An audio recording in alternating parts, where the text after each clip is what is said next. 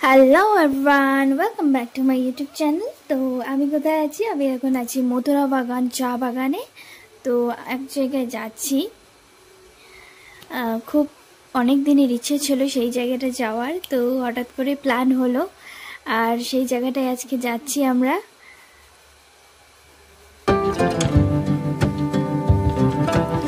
তো বাইকে করেই যাচ্ছি, এখন আছি চিলাপাতা ফরেস্টে। আর এখানে একটা ঘটনা ঘটে গেছে আমাদের সাথে, মানে আমরা চারজন আছি, আমার দুই দাদা আর আমার এক ভাই, আমরা চারজন। তো এই ঘটনাটা সত্যি মানে হঠাৎ করে ঘটে গেছে জিনিসটা। তো যাই হোক, এইবার থেকে আমার মনে হয় এই দিকে চিলাপাতা ফরেস্টের রাস্তা দিয়ে যাওয়ার 3বার হলো। আর এই এক্সপিরিয়েন্সটা ফার্স্ট টাইম যেটা হলো, মানে আমাদের সামনে হঠাৎ করে আমরা যাচ্ছিলাম আর আমাদের সামনেই হঠাৎ করে হাতি বেরিয়ে আসে জঙ্গল থেকে। আর সেটা ভীষণ ভয়ানক ছিল, যেটা আমি মোবাইলে তুলতে পারিনি, কারণ অনই ছিল ভিডিও, কিন্তু মোবাইলে তুলতে পারিনি বিকজ ভয় লাগছিল যে কখন যদি আমাদের দিকে আসে তাহলে আমাদের পালাতে হবে সেখান থেকে, যেহেতু জঙ্গলি হাতি ছিল। তো যাই হোক, তো হাতিটা রাস্তা পারাপার করছিল, তো যাই হোক ও চলে গেছে। ভালো, অনেক ভাগ্য যে আমরা বেঁচে গেছি, নাহলে খুব খারাপ একটা অবস্থা হয়ে যেত। জাস্ট 2 মিনিটের জন্য, জাস্ট 2 মিনিটের জন্য, নাহলে আমরা শেষ হয়ে যেতাম। আর দেখো কত সুন্দর অপরূপ দৃশ্য রাস্তার, পাহাড় তো দেখাই যাচ্ছে। তো আমরা প্রায় জায়গার কাছাকাছি চলে এসেছি। তো পাহাড়টা দেখো কত সুন্দর লাগছে, চারিদিকটা এত অসাধারণ। আর প্রচণ্ড পরিমাণে গরম ছিল, রৌদ্র ছিল, সেই কারণে তো আরও পাহাড়টা সুন্দর লাগছিল দেখতে।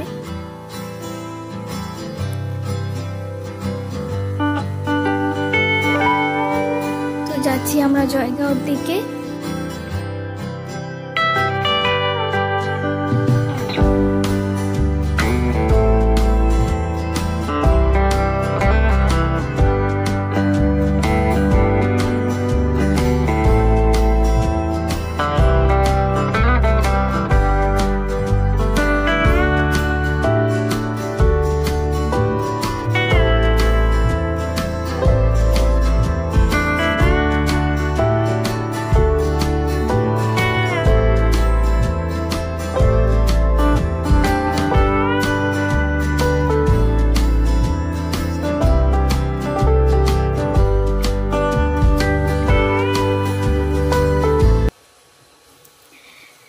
তো আমরা কোথায় যাচ্ছি? তো এটা আমার অনেক দিনের ইচ্ছে ছিল যে হ্যাঁ যাব একদিন। 2-3বার আমি এসেছিলাম জয়গাঁওতে, কিন্তু ইচ্ছে ছিল যাওয়ার, কিন্তু যাওয়া হয়ে উঠছিল না। তো দেখো আমরা জয়গাঁওতে ফাইনালি পৌঁছে গেছি, আর সেই জায়গাটা থেকে আর 10 মিনিটের দূরত্বে আছি। তো খুব এক্সাইটেড, ভীষণ এক্সাইটেড আমি। তো ফাইনালি দেখো এটা হচ্ছে ভুটান গেট, আমরা ভুটান গেটে পৌঁছে গেছি, ভুটানে। তো এখানেও অনেক কাহিনী আছে। প্রথমে একবার আমরা গেটের মধ্যে ঢুকেছিলাম, কিন্তু আমরা সেখানকার রুল জানতাম না ভালো করে। তো সেখান থেকে আবার আমরা বাইরে বেরিয়ে আসি।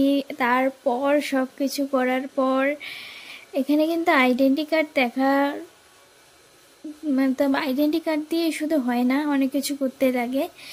তো সেটা করার পর ফাইনালি আমরা পৌঁছে গেছি। আর সত্যি বলছি, একটা সময় আমার মনে হয়েছিল যে আর আমি পারবো কি পারবো না, খুব বাজে অবস্থা হয়ে গেছিলো। তো যাই হোক, এখানকার নিয়ম যেহেতু অনেকটা কড়া, সেই কারণে। তো যাই হোক ফাইনালি পৌঁছে গেছি। খুব একটা ভিডিও করতে পারিনি, কারণ এখানে ভীষণ আইন কানুন ছিল কড়া, তো সেই কারণে। যাই হোক আমরা পৌঁছে গেছি ভালোই। আর খুবই খুবই খুবই ভালো একটা এক্সপিরিয়েন্স, খুবই ভালো লাগলো। চারিদিকে অসাধারণ দৃশ্য চারিদিকে। আমি যতটুকু পেরেছি আমি মোবাইলে ক্যামেরা বন্দি করেছি।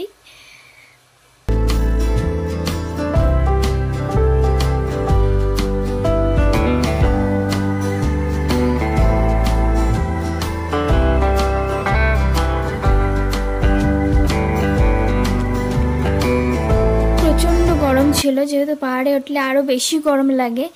কিন্তু যাই হোক, এতটা মনোমুগ্ধকর একটা পরিবেশ, এত সুন্দর একটা জায়গা, গরমটা কোনো কিছুই হার মানায় না। গরম কী হয় হোক, এনজয় করেছি, খুব ভালো লেগেছে। আর এই ঝুলন্ত সেতুটাতে উঠতে তো আমার ভীষণ ভয় লাগছিল, হ্যাঙ্গিং ব্রিজটাতে উঠতে, কিন্তু যাই হোক আমি পেরেছি। আর ফাইনালি খুবই ভালো লেগেছে পরিবেশটা। আর যেহেতু আমাদের জায়গাটা খুব একটা চেনা ছিল না, তো এইটুকুই আমরা ঘুরতে পেরেছিলাম। আর সময়ও আমাদের হাতে খুবই কম ছিল, এখানেই আমাদের 4টা বেজে গিয়েছিল। এরপর আমাদের এখান থেকে আবার বেরোতে হবে, তো সেই কারণে এইটুকুই দেখে আমরা বেরিয়েছি। দেখা যাক নেক্সট কি হয়।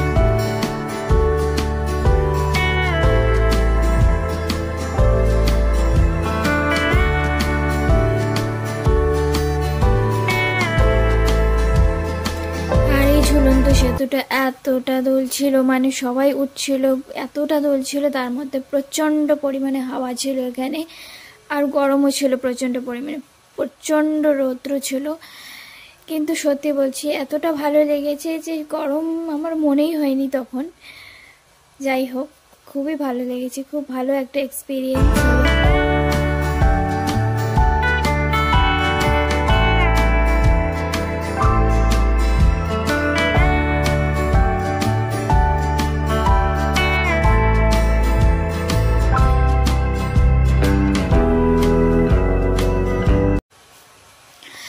তো ফাইনালি আমরা এখান থেকে বেরিয়ে যাচ্ছি। এখানে ঝর্ণা দিয়ে জল পড়ছিল, তো সেখানে একটু হাত মুখ ধুয়ে নিতাম আমরা, তারপর আমরা এখান থেকে বেরিয়ে গেলাম। আর দেখো যাওয়ার রাস্তাটাই সেমই, কিন্তু খুবই সুন্দর, খুবই অসাধারণ দৃশ্য, খুবই ভালো লাগলো আমার এগুলো দেখে। খুব খুব খুব এক্সপিরিয়েন্স করলাম, খুব ভালো লাগলো। প্রথমটা একটু গন্ডগোলে ছিল ট্যুরটা, কিন্তু ঠিক আছে, কোনো ব্যাপার না, যেহেতু অন্য জায়গায় গিয়েছি, অন্য দেশে গিয়েছি, তো সেই কারণে একটু তো প্রবলেম হবেই, সেখানে নিয়ম কারণ আমাদের খুব একটা জানা নেই, কিন্তু ঠিক আছে।